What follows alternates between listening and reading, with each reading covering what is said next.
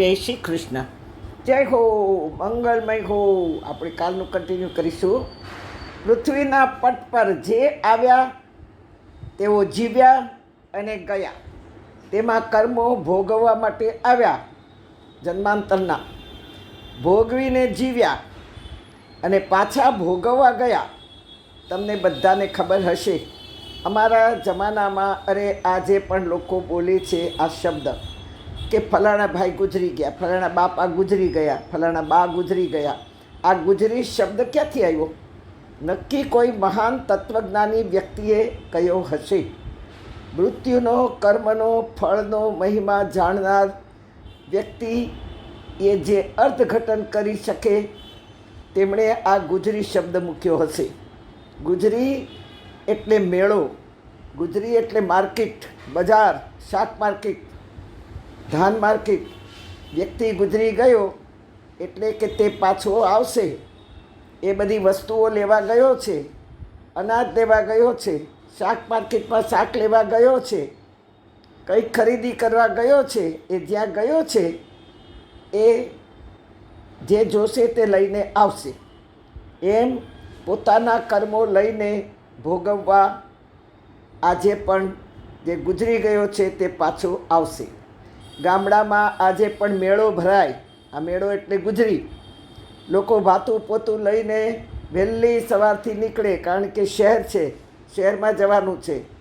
એમ અહીંથી માનવ જે ગુજરી ગયો તે સ્વર્ગમાં કે નર્કમાં ક્યાંક તો જવાનો જ છે. અને જ્યારે પાછો આવશે ત્યારે પાછા જન્માંતરના કર્મો લઈને આવશે. તો ગામડામાં લોકો વહેલી સવારથી નીકળે, બપોર થાય, ઘરના બધા ગયા હોય, મેળામાંથી બધાને ખરીદી કરવી હોય, રસ્તામાં ઝાડ નીચે બેસી અને બધા ભાતું છોડીને ખાય. કારણ કે આખો દિવસ ત્યાં તે જમાનામાં એટલી રેસ્ટોરન્ટો કે એ કંઈ બહાર ખાવા પીવાનું અને હોય તો લોકોને પરવડતું નહીં, એટલે ઘરેથી બધું લઈ જાય. અને એકાદ ઝાડ આવે તો ઝાડની નીચે બેસી બધા ભાતું છોડીને ખાય અને પાછા ચાલવા માંડે.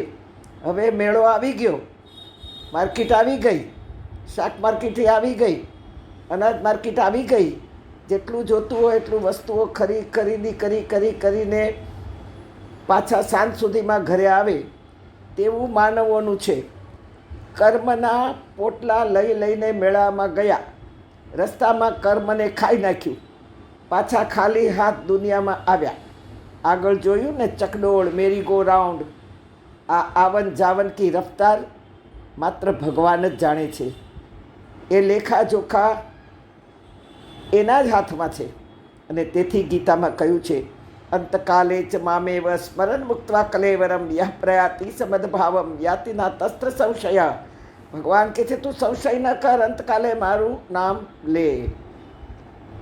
પણ એની સાથે અહીં ભગવાન આપણને ગીતામાં અંતકાલ ક્યારે આવશે એ નથી જણાવતા. કે ભાઈ તારે વર્ષ પછી જવાનું છે, આ દિવસ છે, આ તિથિ છે, આ વાર છે, આ સમય છે, એવું નથી જણાવતા. ખાલી અંતકાલ જ કહે છે. પણ અંતકાલ ક્યારે એ તો આપણને ખબર નથી. અંતકાલ ક્યારે આવવાનો છે એ તો ખબર નથી. હા, ગીતામાં ભગવાન કૃષ્ણના હાથમાં નથી હિસાબ રાખવાનો ચોપડો દેખાડ્યો. આપણને ગીતામાં ક્યાંય હાથમાં ભગવાન ચોપડો લઈને લખતા હોય આપણા કર્મો એવું દેખાડ્યું જ ક્યાંય નથી દેખાડ્યું. અને છતાંય ભગવાનના હાથમાં કશું જ નથી. હિસાબનો ચોપડો નથી, નથી કમ્પ્યુટર કે આપણા સારા ખોટા કર્મો સેવ કર્યા હોય. અને છતાંય માનવું જ પડે. ડૉક્ટર સાહેબ સાથે આપણી વાતચીત ચાલુ છે. અમે બંને વાતો કરી રહ્યા છીએ. ડૉક્ટર સાહેબે કહ્યું કે હા, કર્મ કર, ફળમાં ચિંતા ન કરીશ, ફળ ભગવાન કે હું આપીશ.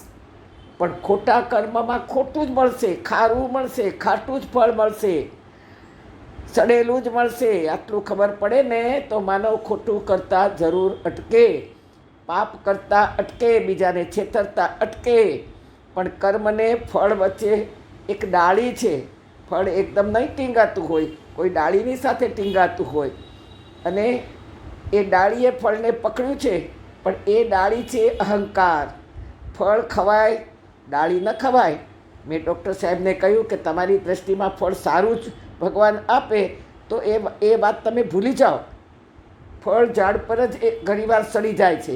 ક્યારેક પાક્યા પહેલાં જ ખાવા માંડીએ, કાં તો પક્ષીએ મોટેલું હોય, ખરી ગયેલું હોય, પણ હોય કાચું પણ હોય, ત્યાં તોડી લીધું હોય, માનતા માનેલું ક્ષણિક સુખ દેનારું પણ નીકળે. તેથી કૃષ્ણ કહે છે, ફળની ચિંતા છોડીને કર્મ કર, જરાક ડરીને કર્મ કર.